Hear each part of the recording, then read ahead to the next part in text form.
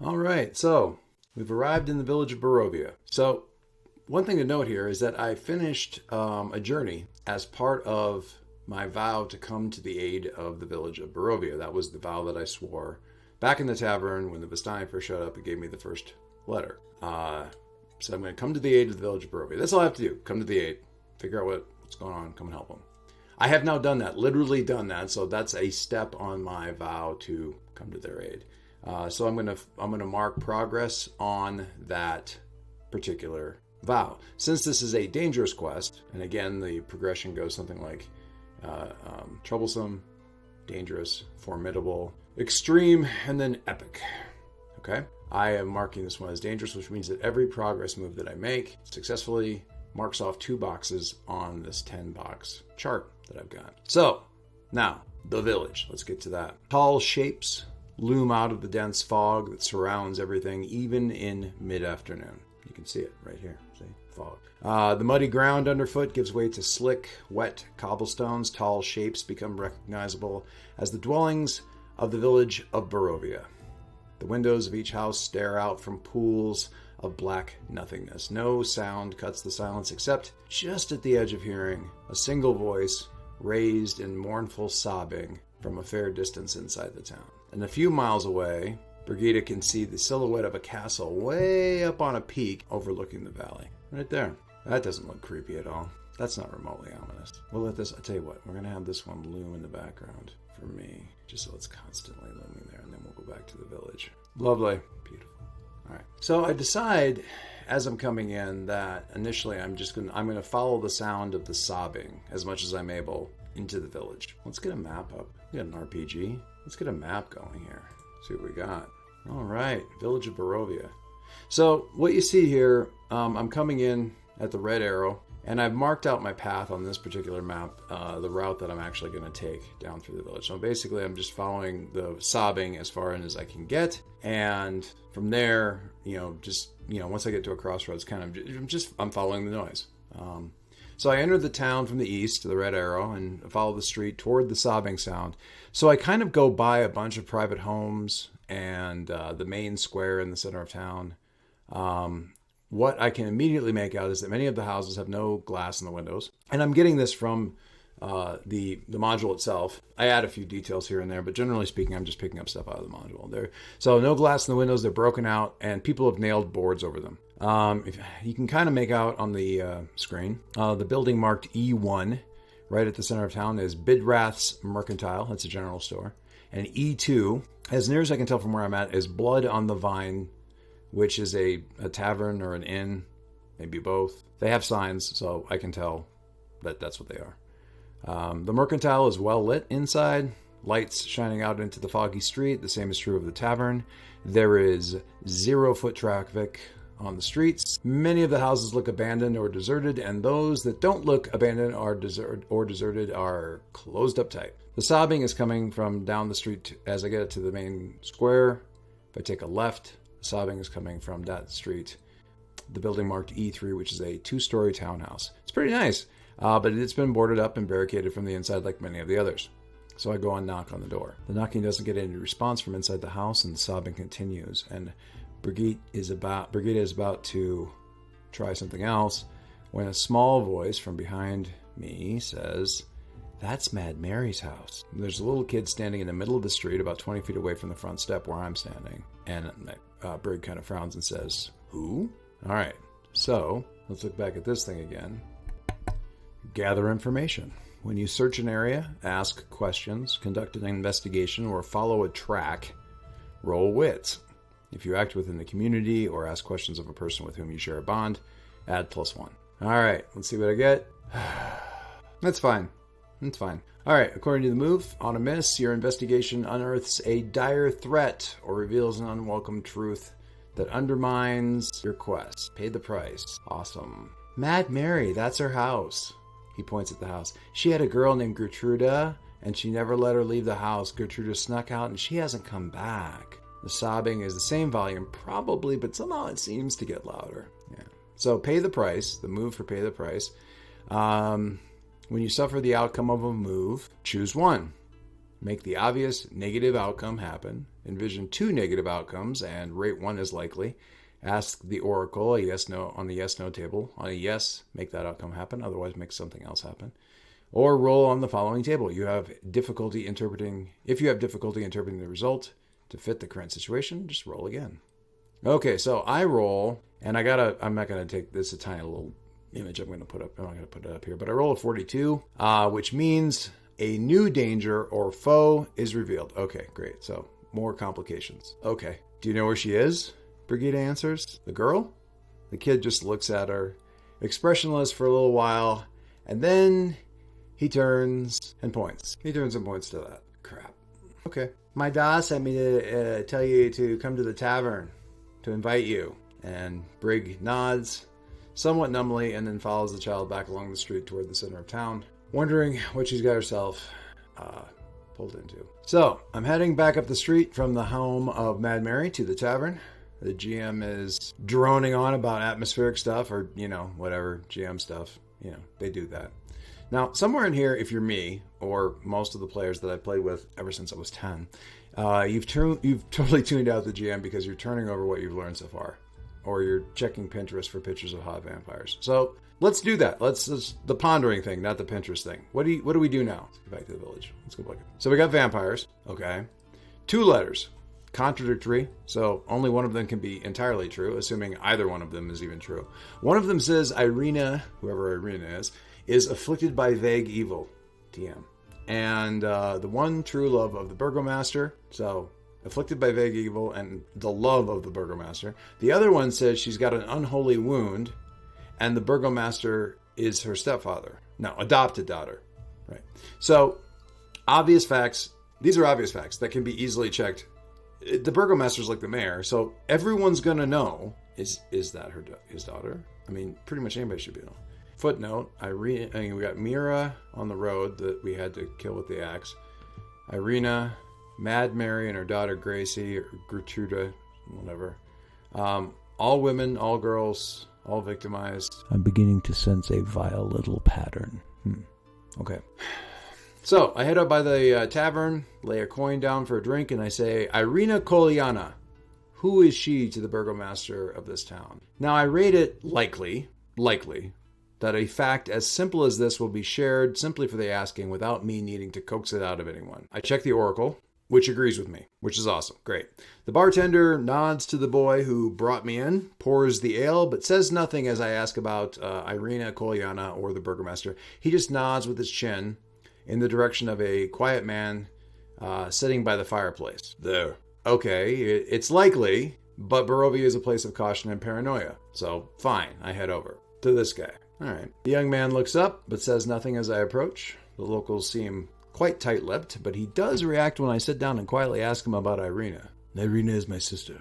Adopted sister, if you insist. The burgomaster was our father. Was our father. Fantastic. But at least now I know which letter is true. So it would be the second one from the dead guy that said, don't come here, put holy people around the border of the kingdom and burn it down and sift through the ashes for treasure. Cool. All right. So we didn't do that. Check. I pull out the battered letter that I found on the tradesman just outside of town, and I hand it to him without any explanation. I'm going to go for a compel on this. I want some extra information here. So let's go with the compel. For compel, let me see if I can pull this up in a way that is a little bit more visible. That's a little grainy, but it's fine. When you attempt to persuade someone to do something, envision your approach and roll. If you use charm, pacification, barter, or convince, you roll heart. If you're threatening or you're inciting, you roll iron. Or if you lie or you swindle, roll shadow. I'm going to roll heart because I am trying to sort of convince them. I'm trying to convince this guy whose name I still don't actually have. That's fine. And I get a mixed success, which I will happily take at this point in time. So I'm going for a compel. I'm going to get what I want, but which is him opening up and telling me some more information. I'm going to roll right into a gather information with a +1. So in a weak hit, as above, but they ask something from me in return. Envision what they want. Ask the oracle if you're unsure. But I remember that you want something in return. I'll get to that in a great later. I don't think I probably should have taken a +1 on this, but it's fine because it doesn't really matter. It doesn't really matter in this case. So let's gather information again. As a reminder, when you search an area, ask questions, conduct an investigation, or follow a track, roll wits. I'm going to roll wits. Now, I took a +1, which I shouldn't have done. I kind of misread this move when I originally did it. As a result, I took a +1 on this, but it didn't matter. The roll, if without a +1, still would have beat what I ended up with on this one, which is great. And this is kind of cool. This is, I haven't had this result go well for me in the past. So my action score was technically a 6. That's fine. And I got challenge dice or double force. So strong hit with a favorable twist.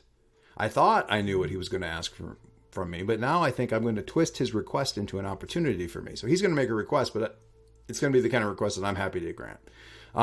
We'll see it coming here at the end of the conversation. So he looks mildly surprised to recognize the handwriting on the letter, but he nods at several points as he reads, with his expression getting increasingly grim. The Devil's Strahd is fixated on my adopted sister.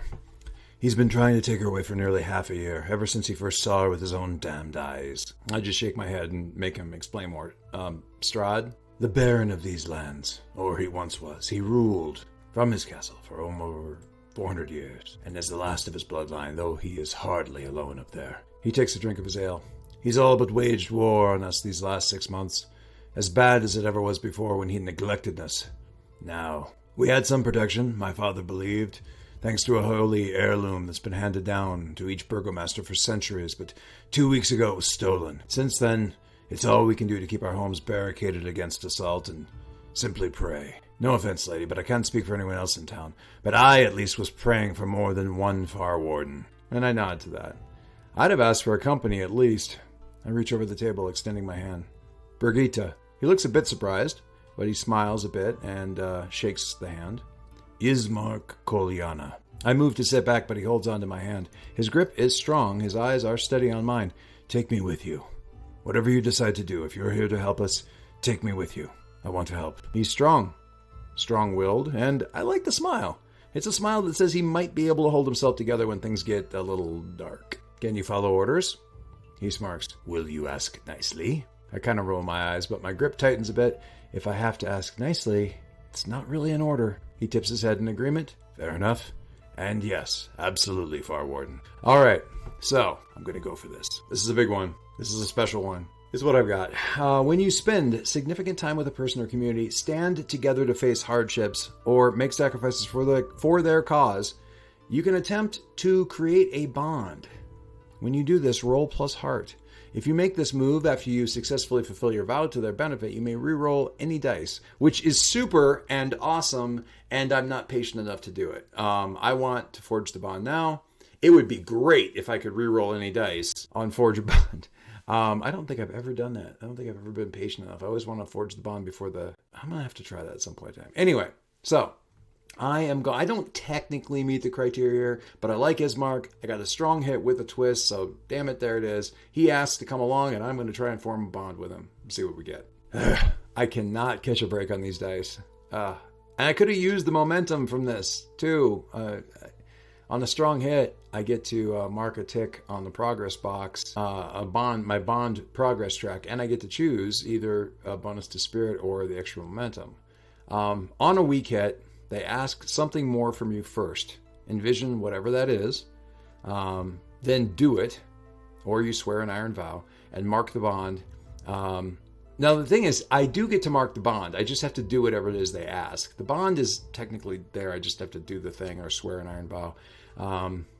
If I refuse to do whatever they ask me to do, I have to pay the price, which I'm not going to do. I'm not going to worry about. So I still get the bond on a weak hit, but he wants something from me. Either do what it is or swear an iron vow to do what it is. Well, I was going to wait on this, but I might as well get it over with. So I'm going to swear an iron vow. Still holding his hand, I touch the other hand to the iron of my armor over my heart. I am Brigitte of the Far Wardens, and I swear now on this iron I will see this land free of the Devil's Strahd. Ismark's face, serious, but still playful, goes completely pale. The tavern goes completely quiet. So, swear an iron vow. When you swear an iron vow to complete a quest, write your vow and give the quest a rank. Then roll heart. If you make this vow to a person or community with whom you share a bond, add +1. So first I'm going to swear the vow and write it out. Destroy the Devil's Strahd and free Barovia. That's pretty straightforward. It's fucking horrible and impossible, but it's simple. And I mean, I might as well set this challenge at epic. It doesn't get much more epic than that. So finally, I'm going to attach a threat to this vow, something with Strahd. I will figure out the particulars later. This is a, so where's my book? This is a new feature that got added to vows with the addition of the Delve expansion book. Okay. This is a neat book. This is it's Ironsworn's take on dungeon delving and stuff like that, but it's not dungeon delving. It's not dungeon crawls, but it has a lot of cool stuff. And one of the things they added in here that doesn't have anything to do really with delves is some additions to the way vows work. And what this lets me do is it adds a threat to the vow who kind of gets their own track for whatever it is that they're working on. Because I kind of have an idea of what the setting of Ravenloft is like and what Strahd is up to. By doing this, what I'm essentially doing is whenever I don't make progress on my vow, either because I roll really poorly on trying to progress or because I just decide I need to take a break and, sit in a hammock for a week, my threat, Strahd in this case, advances their thing, whatever that is. So it's a great way of tracking to see how close Strahd is to getting what he wants in this thing. And I just attach it to the whole thing. The fact that I'm making it an epic is... It's awful. Rather than filling in a box or 2 boxes or 3 boxes on this quest, every time I advance this particular vow, I get to mark 1 hash on a box. I need 4 of those hashes to fill in 1 box. So I have to have any kind of serious chance, let's say I want to get 7 or 8 boxes. If I wanted to get 8 boxes filled in, I've got to make 32 different advancements on this quest to have any chance of freeing Barovia from Strahd. So, and this is worth noting that, like, if you fight a epic enemy, that's the same thing. Like, you have to make 32 solid hits on somebody that's epic to take them out, or to have a good chance of taking them out, I should say. Meanwhile, they're hitting you or your entire health bar every single time. So you don't fight things that are epic. You just don't fight that kind of stuff. You have to acquire items that change them so they aren't an epic enemy.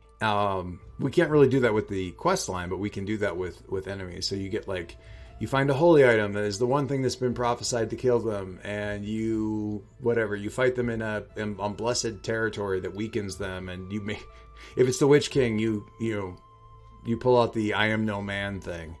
Or something, just so you have any kind of bloody chance with them. So it's worth noting, you're not just going to walk in and decide you're going to crit the Tarrasque with 1 hit and take it out. It's not going to happen. Anyway, so I set the challenge at epic. I give the threat something to do with Strahd. I'll figure out the particulars later. And then I'm going to roll heart.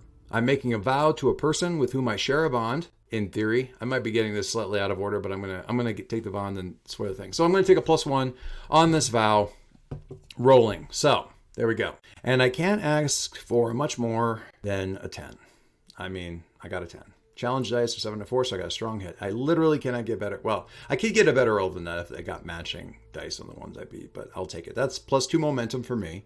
You are emboldened, and it is clear what you must do next. Take +2 momentum. Great.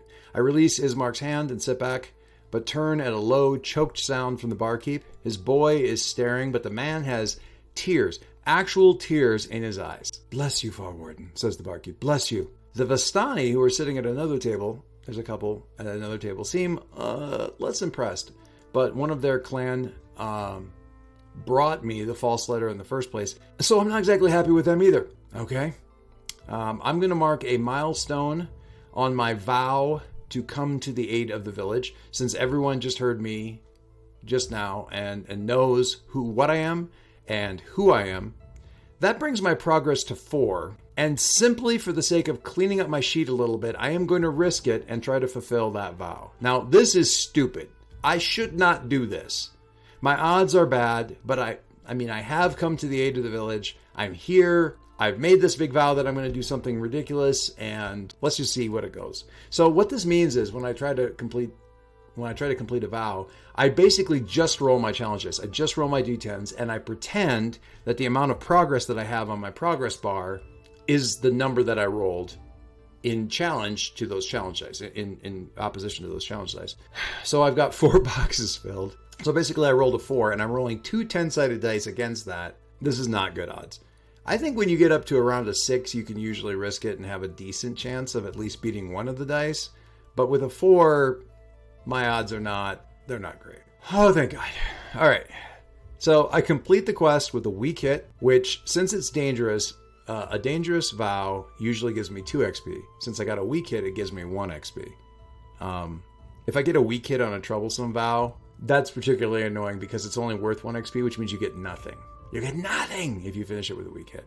But in this case, I get 1 experience for the difficult vow, which isn't enough to do anything with yet. However, you may swear an iron vow to set things right. If you do, add +1. That's how the vow works, add +1. I'm pretty darn sure that swearing an iron vow to free Barovia counts. So that gives me 2 XP. Basically, if you take a weak hit and you say, okay, I didn't do great on this vow, but I'm vowing to do even more for you in the future, you can take an extra point of experience point. So basically, if you keep rolling your quest forward, you can keep gathering that XP, which, to be fair, if you keep rolling your quest forward, you're going to need the extra XP. So anyway, so I get 2 XP, which I could theoretically use. I've got stuff I can do with that. Also, I'm taking a bond with the village as my 3rd free bond that I just noticed I never took during character generation. So that's fine. I had that freebie laying around. I have a bond with my former mentor. I have a bond with the free wardens, and I'm going to take this bond as a bond with the village. If I was going to just give it to myself and give myself the opportunity to roll the bond now, that would feel a little cheaty. Because I haven't really spent a ton of time. I've just sworn one vow to them, and that doesn't really warrant it. But since I have an actual bond slot free on my character sheet, I'm taking it. It's a good thing I looked while I was writing down my bond with Ismark. Anyway, the free bond is with the village of Barovia. Thank you very much. I'm kind of coming at that sideways, but something tells me I am going to need all the help I can get. Ismark is still watching me. Would you like to meet my sister, Brigitte? Very much. So he nods, stands, leaves coin for the bartender, and the two of us depart to meet his sister, Irina. And with that, I'm going to stop. We're going to go on to meet Irina at the Burgomaster's home next time.